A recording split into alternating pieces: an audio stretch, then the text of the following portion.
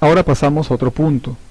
Ahora pasamos al punto de lo que son líquidos corporales. Líquido intracelular, extracelular. Entonces la distribución de los líquidos corporales se puede dividir como un líquido intracelular que está dentro de las células o un líquido extracelular que está por fuera de las células, y puede ser tanto intravascular dentro de los vasos sanguíneos como un líquido intersticial entre las células. Entre célula y célula, líquido intersticial. El líquido extracelular también se denomina medio interno, contiene grandes cantidades de iones como sodio, cloro, bicarbonato, nutrientes y también cationes y aniones. El medio interno o líquido extracelular está compuesto de la sangre y el líquido intersticial. En cambio, el líquido intracelular tiene componentes, electrolitos, totalmente diferentes en concentración con respecto al líquido intersticial y la sangre. Esa diferencia de concentración se va a dar debido a que existen transportadores de membrana que generan transportes activos o transportes pasivos y van a ser los causantes de las diferentes concentraciones del sodio, por ejemplo, o del potasio a nivel intracelular y a nivel extracelular, debido a estos transportadores. Así tenemos que en el intracelular el nivel de potasio es muy alto y en el extracelular el nivel de potasio es muy bajo. En cambio, en el extracelular el nivel de sodio, las concentraciones de sodio son muy altas, y en el intracelular las concentraciones de sodio son muy bajas. Dijimos que eso era porque en la célula existen transportadores activos y pasivos, pero básicamente esos transportadores activos van a generar esa diferencia de concentraciones de los solutos. El líquido extracelular está compuesto de un líquido intersticial, de un volumen sanguíneo, y el volumen sanguíneo está compuesto de elementos formes de la sangre y plasma. No se olviden que el plasma es una parte del volumen sanguíneo. ¿Ok? Entonces, no solamente hay solutos en el líquido extracelular o en el líquido intracelular, también hay agua, y se denomina agua corporal total. Entonces, el agua corporal total que está dentro de las células y fuera de las células representa, como está aquí, el 60% del peso de una persona. Entonces tenemos acá que hay ciertos constituyentes en los líquidos intracelulares y extracelulares, como por ejemplo dijimos los cationes o los iones con energías positivas y los aniones o los que tienen energía negativa. Entonces tenemos a nivel extracelular el catión más abundante es el sodio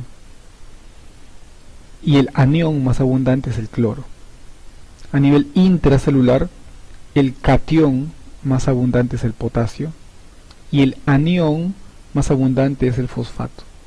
Y aniones orgánicos, proteínas también tienen bastantes. También hay otras sustancias diferentes a los electrolitos presentes en el plasma, como por ejemplo tenemos sales biliares, bilirrubina, creatinina, ácido láctico, urea, glucosa, colesterol, fosfolípidos. ¿Y cómo se distribuyen estos electrolitos? Sodio, cloro, potasio. Estos electrolitos, ¿cómo se distribuyen en los diferentes compartimientos? A nivel intracelular dijimos, mayor cantidad de potasio con respecto al nivel en la sangre, por ejemplo, hay poquito, muy poco, 4 miliequivalentes por litro, en cambio acá es 150 miliequivalentes por litro, y la concentración de potasio en el plasma a nivel intersticial entre una célula y otra es la misma. Podemos observar, por ejemplo, aquí el sodio a nivel intracelular es poco, 10 miliequivalentes por litro, En cambio, a nivel del plasma, el sodio es bien alto, 142 miliequivalentes por litro, y es muy semejante al nivel intersticial. Los iones están en constante movimiento. Estos electrolitos pasan del nivel intracelular al extracelular en constante movimiento, pero para pasar de la célula a la sangre tiene que pasar por el espacio intersticial. Entonces siempre este sodio tiene que pasar por el espacio intersticial y de ahí llegar a la sangre. Y donde se queda en mayor concentración es en la sangre. En cambio el potasio tiene que pasar de la sangre a la célula, y donde se queda en mayor concentración es en la célula. Y así vemos los diferentes electrolitos en sus diferentes composiciones que nos muestra este cuadro, tanto de cationes como de aniones, es decir, con carga positiva como los que tienen carga negativa. La distribución del agua corporal total, ACT, es diferente ligeramente en mujeres y en hombres. Por ejemplo, tenemos que en varones es el 60% del peso corporal total y en mujeres el 55% del peso corporal total. Entonces, de este 60%, dentro de la célula están los 2/3, intracelular, y a nivel extracelular, una tercera parte. Y de ahí se puede deducir que el 80% es intersticial y 20% es plasma. En la siguiente imagen se expresa mejor. Aquí tenemos la distribución del agua corporal total en los diferentes compartimentos. Tenemos que el líquido intracelular es el 40% del agua corporal total. Y el líquido extracelular es el 20% del agua corporal total. En otras palabras, podemos decir que el 60% del peso corporal total es agua. 40% para el intracelular, 20% para el extracelular. Pero este extracelular se compone de intersticial y volumen sanguíneo. El líquido intersticial de estos 20 es 15% y el 5% restante volumen sanguíneo. Ahora, no se olviden de lo que se calcule como volumen sanguíneo, plasma es 55% del volumen, porque el resto, 45%, es elementos formes de la sangre, glóbulos rojos, glóbulos blancos y plaquetas. No se olviden. Siempre, como les dije, siempre hay una interrelación entre los diferentes compartimientos del líquido intracelular y extracelular. Y esa interrelación es íntima entre electrolitos y también con el agua. Tenemos ingresos de agua y egresos de agua. Ingresos bebiéndolo, por ejemplo, con los alimentos también ingresa agua, y los egresos a través de la orina en los riñones, el agua que se pierde como vapor de agua en los pulmones, las heces, el sudor a través de la piel. Entonces tenemos un volumen sanguíneo. Ese volumen sanguíneo se va a interrelacionar con el líquido intersticial entre una y otra célula, y también se interrelaciona con el líquido intracelular. Entonces tenemos que esto es el líquido extracelular, que es volumen sanguíneo más líquido intersticial, y todo esto es el líquido intracelular. Dijimos que el líquido intracelular representa el 40% del peso corporal total, esto es el 20% del peso corporal total. Estos valores están calculados para una persona que pesa 70 kilos. Ahora pasamos a medio interno. ¿Qué es medio interno? Entonces, en estabilidad, la osmolaridad intracelular es igual a la osmolaridad extracelular. Osmolaridad, hay rangos de normalidad. Este es el rango de normalidad de la osmolaridad. Y básicamente es la concentración de solutos que tienen una solución. Esa es osmolaridad. Entonces tenemos que hay soluciones con poca osmolaridad. Entonces, si por ejemplo este fluido intersticial tiene menos osmolaridad que la célula, le llaman hiposmolar. Si el fluido intersticial tiene igual osmolaridad que la célula, y dijimos que osmolaridad es la concentración de solutos en esta sustancia y tiene igual concentración, se llama normo-osmolar o isoosmolar. Iso es igual, isoosmolar igual osmolaridad que la célula. Pero si esta solución, este fluido intersticial, tiene mayor osmolaridad que la célula, le llaman hiperosmolar. Ahora, mayor concentración, hiperosmolar. Y un medio hiperosmolar es un medio hipertónico, es decir, mayor osmolaridad. Muy bien. En el medio interno no solamente hay líquidos, no solamente hay electrolitos, también hay iones hidrógeno para ver el pH, también está el oxígeno, el CO2 en la sangre transportándose, también está transportándose la glucosa, no se olviden. Me pasé un rato, regresando acá en la imagen, podemos ver de que la osmolaridad en la sangre está compuesta básicamente por el sodio, la glucosa y los cuerpos nitrogenados. Esos tres puntos son los que van a componer la osmolaridad de la sangre. Y el valor normal es de 270 a 290 miliosmoles por litro. Ahora sí pasamos. Aquí vemos lo siguiente. Ósmosis, por ejemplo. Ósmosis es la difusión que tiene lugar entre dos líquidos o gases que son capaces de mezclarse a través de un tabique o membrana semipermeable. Siempre es por difusión, es decir, por transporte pasivo, y siempre se refiere al solvente, es decir, siempre se refiere al agua, nunca al soluto. Entonces, ósmosis siempre es al solvente, al agua, nunca al soluto. Osmolaridad. ¿Qué es osmolaridad? Osmolaridad es la concentración de partículas osmóticamente activas que contiene una solución, expresada en osmoles o miliosmoles por litro de disolvente. Y presión osmótica. Presión osmótica es la presión que ejercen sobre el tabique semipermeable. Sobre este tabique se ejerce una presión. ¿Quién ejerce? Las sustancias entre las cuales se produce la ósmosis. Entonces, esta presión que ejercen sobre esta membrana semipermeable, estas sustancias, estos electrolitos,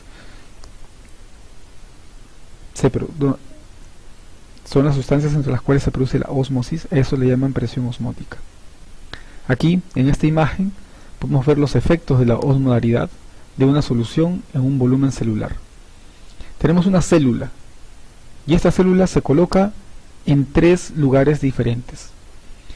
En un recipiente en donde la concentración o la osmolaridad, que es lo mismo, de solutos, es igual al de la célula.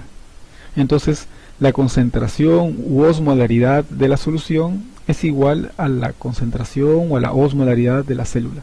En otras palabras, isoosmolar. Si es un medio isoosmolar, la célula está colocada en un medio isoosmolar, la célula no tiene cambios, ni de forma ni de tamaño.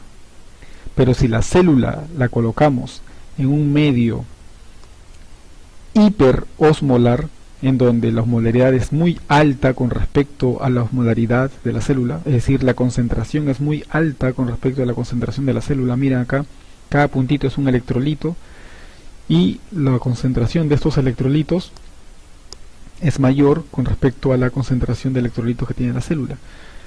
Entonces, para llegar a igualar las concentraciones, el agua dentro de la célula sale para diluir lo que está por fuera.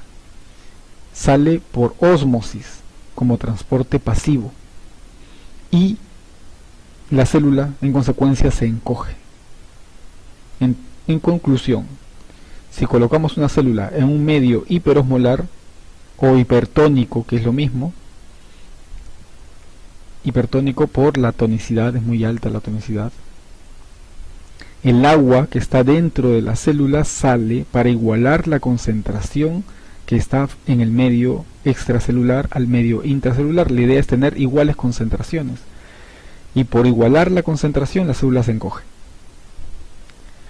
En cambio, en el tercer caso, si tenemos una célula que es colocada en un medio hipoosmolar o hipotónico, es decir, una concentración muy baja con respecto a la concentración que existe dentro de la célula, el agua, para igualar las concentraciones de ambos, intra y extracelular, el agua ingresa a la célula, porque acá afuera está muy poco concentrado, está muy diluido, ingresa a la célula.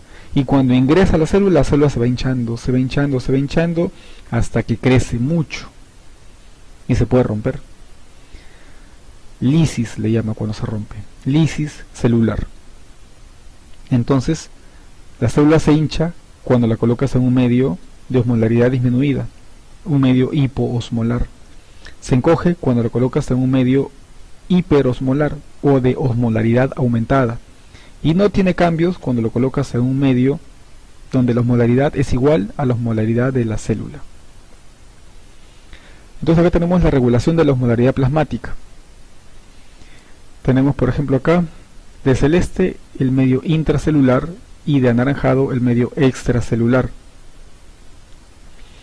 Y colocamos, por ejemplo acá, un ejemplo, hay un líquido hipotónico, este es un líquido hipotónico, menor concentración con respecto al intracelular, isotónico, igual concentración con respecto al intracelular, y el hipertónico, alta concentración con respecto al intracelular. Entonces, ¿qué va a suceder? Sucede lo siguiente: si está en un medio hipotónico, así es, se hincha la célula, se puede llegar a romper, lisis, es decir, el agua va a ingresar a la célula para igualar las concentraciones de ambos lados, porque aquí está muy concentrado. Dentro de la célula hay mucha concentración y el agua tiende a ingresar. Si estamos en un medio isotónico, pues normal, la célula no tiene cambios. Y si estamos en un medio hipertónico, el agua va a tender a salir de la célula para igualar ambas concentraciones. Entonces se encoge, y cuando se encoge se llama crenación. Entonces, por ejemplo, si tenemos una falta de ingesta de agua, ¿qué sucede? Tenemos acá, por ejemplo, el medio extracelular y aquí el medio intracelular. Entonces, si no tomas agua, el volumen, esto es el nivel de volumen, y en el eje de las X tenemos volúmenes, y en el eje de las Y tenemos la osmolaridad, menos osmolar, más osmolaridad. Entonces acá está el 0. Entonces de 0 a 100 en volumen. No tomas agua, falta de ingesta de agua, el volumen disminuye. Al disminuir el volumen, por falta de ingesta de agua, este líquido extracelular, con menos agua, está más concentrado. Y al aumentar su concentración, ya estamos en qué medio. Estamos en un medio hipertónico, isotónico o hipotónico. Si aumentó la concentración con respecto al líquido intracelular, obviamente estamos en un medio hipertónico. Entonces la célula tiende a encogerse. ¿Por qué? Porque el agua que se encuentra en el intracelular va a pasar hacia el extracelular para igualar las concentraciones. Entonces, al igualar las concentraciones, aquí la concentración está aumentada. La concentración normal es hasta este nivel, hasta la línea negra. Osmolaridad está acá. Osmolaridad es concentración de solutos. Entonces, normalmente es hasta acá, hasta la línea negra, pero aquí, cuando disminuyó la cantidad de agua por falta de ingesta, aumentó la concentración y disminuyó el volumen. Acá está, menos volumen, y en X, en lo ancho, menos volumen, y en lo alto, mayor concentración. Y para alcanzar la misma concentración, mismo nivel de altura, ha tenido que perder volumen. Ya no es 100, digamos que es 80, igual que este, ya no es 100, es 80. El 0 está en el centro. Entonces el agua que estaba aquí ha ingresado al extracelular, y ha ingresado para igualar la concentración del medio extracelular, y una vez que iguala la concentración deja de pasar agua. El agua pasa por ósmosis, dijimos, transporte pasivo. ¿Cómo se regula la osmolaridad? Fácil. En el sistema nervioso central existe un órgano que se llama hipófisis. Esta glándula, hipófisis, va a regular la osmolaridad. Entonces, si la osmolaridad se incrementa, hay aquí células que van a captar esa concentración, son osmorreceptores, y esos osmorreceptores van a estimular la liberación de la hormona antidiurética, ADH. ¿En qué parte del nefrón actúa la hormona antidiurética? Obviamente no en estas zonas, tiene que ser en el túbulo contorneado distal. ¿Para qué? Para concentrar la orina. Entonces actúa aquí, en donde permite que el agua se reabsorba, y al tener menos agua, tenemos que dentro del túbulo se encuentra más concentrado. Entonces el volumen de orina disminuye porque aumenta su reabsorción, y ese volumen tan disminuido está más concentrado de orina. La orina va a estar más cargada, incluso el color va a ser más amarillo, no va a ser un color claro, debido a que se ha reabsorbido gran cantidad de agua por efecto de la hormona antidiurética liberado por la hipófisis, y eso obedece a que hubo un aumento en la osmolaridad. Y para que la osmolaridad se mantenga en rangos normales y que no siga aumentando, pues reabsorbió agua. Acción de la hormona antidiurética sobre el riñón. Tenemos pues que cuando la hormona antidiurética no está presente, pues en los tubos colectores, estos no son permeables al agua, el agua sale y es perdido como orina. Gran cantidad de agua es orinada, es producida y excretada. En cambio, si la hormona antidiurética está presente, pues el tubo colector es permeable al agua y se reabsorbe gran cantidad de agua, y los solutos que están dentro del tubo colector cada vez se concentran más y más y más, y el volumen de orina disminuye, pero se concentra más la orina porque se ha reabsorbido gran cantidad de agua. Y aquí un ejemplo para ver cómo calcular el volumen de agua corporal total, el volumen del líquido intra y extracelular, el volumen del líquido intersticial, el volumen sanguíneo y plasma a una persona que pesa 60 kilos y que posee un hematocrito del 45%. Entonces acá tienes que acordarte que el agua corporal total es un porcentaje del peso corporal total. ¿Qué porcentaje es? ¿Te acuerdas? Así es, 60%. ¿Qué coincidencia? Coincide con el número 60 de su peso. Entonces, 60% de 60 kilos, 36 litros es el agua corporal total. Y de ahí, ¿te acuerdas? Porcentaje del intra y del extra. ¿Quién tiene más agua? ¿Intracelular o extracelular? Dijimos que era el intracelular, el doble del extracelular. Entonces un 40% debe ser el intracelular, y el 20% restante es el extracelular, y 24 más 12 suma 36. Para lo que es volumen de líquido intersticial, dijimos que del extracelular era un porcentaje. De esos 20, 15 corresponden al intersticial y 5 restante al volumen sanguíneo. 9 más 3, 12 litros. Y de ese volumen sanguíneo, parte es hematocrito, 45%, y parte es plasma, que es 55% del volumen sanguíneo total. Entonces si yo quiero sacar el volumen sanguíneo y el plasma, el volumen sanguíneo ya lo obtuve. Ahora el plasma es el 55% de este volumen sanguíneo, de 3 litros. Entonces 55% de 3 litros es 1.65 litros. Eso es el plasma que tiene una persona de 60 kilos.